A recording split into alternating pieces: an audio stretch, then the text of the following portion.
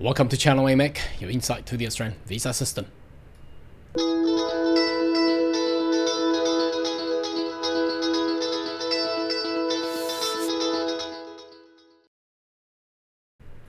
Good day everyone, my name is Cao Yang, your online YouTube visa consultant.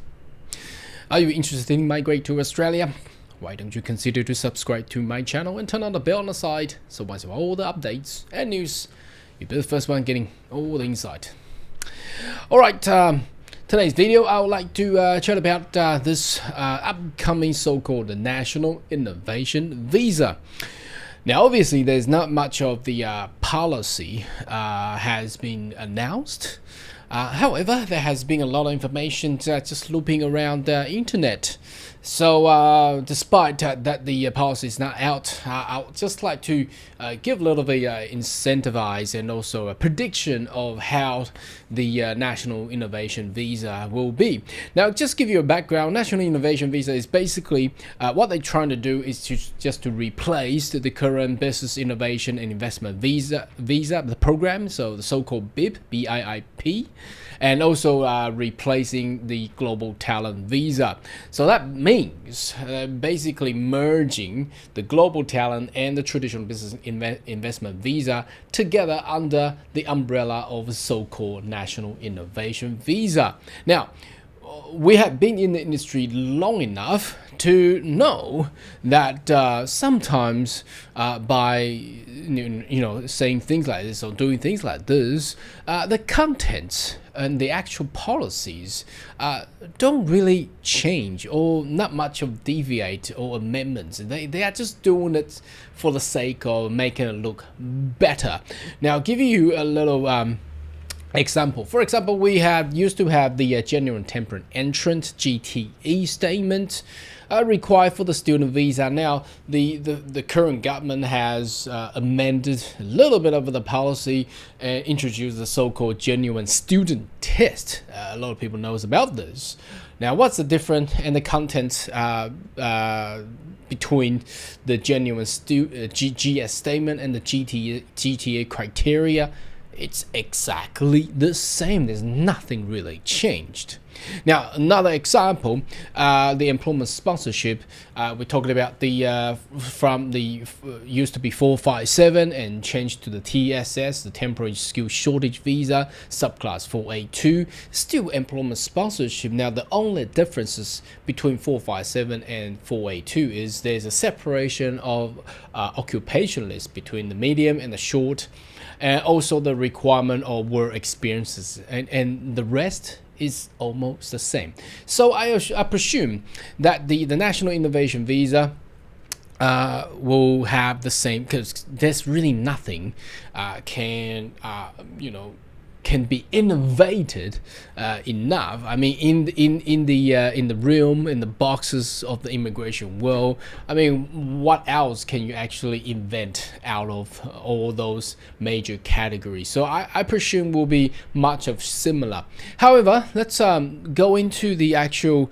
This is from the migration planning level web page from the immigration website. So if we scroll up, you will see that and we have seen all the numbers here, and they specifically talk about a global talent visa category where and before that it talks about the closure of the 1AA visa BIIP program, and it will be merged into National Innovation Visa, so as the global talent. So as you can see, through the new visa, there are transition arrangement forthcoming for National Innovation Visa, and the government will provide a permanent visa pathway.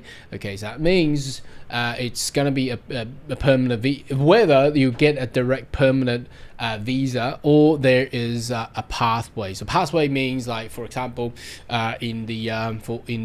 previously we talked about the 1AA visa. For example, you're required to invest into a government bond or so-called the venture capital funds in several different categories, and remain the investment there for about 2 years. Then you'll be able to transfer pathway into a permanent residency. So that's basically in a nutshell. So again, is it new? Is it an innovative idea? No, it's already there from the existing system. So they will provide a permanent visa pathway.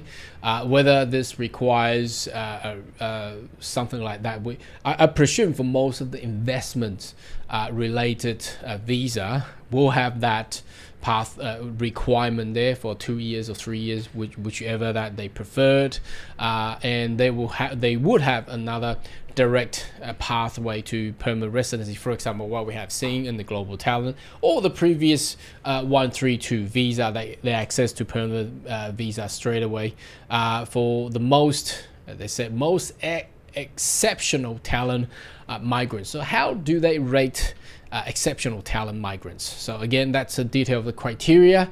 I don't suspect there will be too much of differences, but it will be more of a competitive way, and whether they still require a state nominations, it's still under the debate, because previously in the BIIP program, you definitely need to get a state nomination either from Victoria. So if you want to invest into Victoria, then obviously Victorian government wants you to stay and reside in Victoria. If you want to go to Queensland, you get nominated by Queensland, and obviously the state of Queensland will like you to reside or migrate to Queensland. Whether they will still have that nomination required on this so-called the most exceptional talents. If they are so talented, why are you looking to restrain them in the particular locations? So there has been a debate. For example, in global talent, there's a nominator required as well, and they are talking about remove the nomination, because technically the nominator does not prove much. So it still depends on the immigration itself, the Department of Home Affairs, to actually, send out the invitation. So then why would you need a nominator? So anyway, that's a debate whether or not the new national innovation visa will tailor with the specific requirement criteria by any state. We don't know, so we'll see how that goes. So they want high performing entrepreneurs.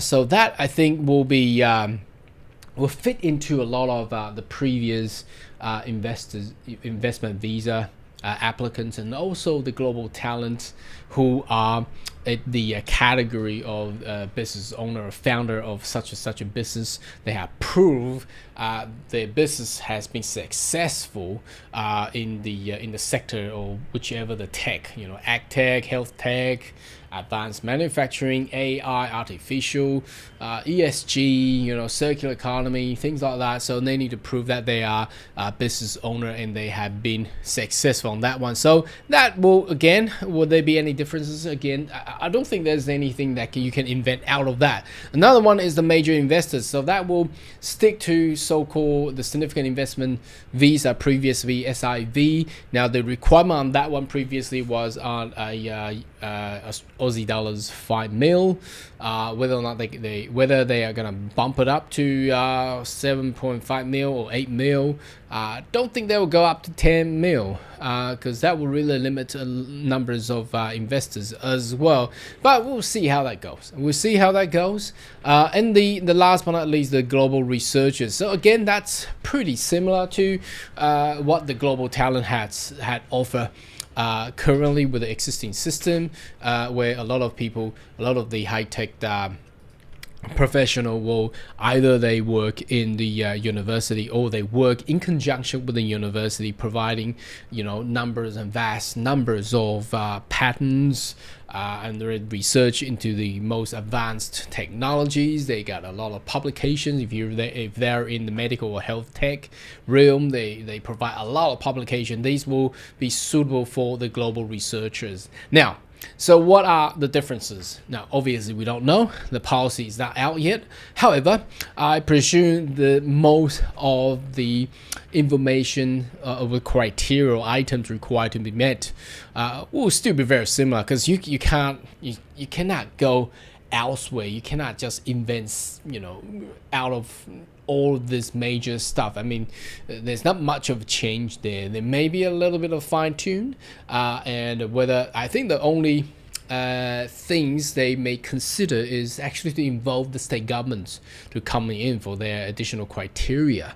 So, or leaving those criteria to be done by the state government. So I'm not too sure how that will go, but that's the only area that is uncertain. But all the other things I think will be following about the same stuff. Anyways, if you have more question, query, more than welcome to leave a comment right down below, and I see you next video. Goodbye.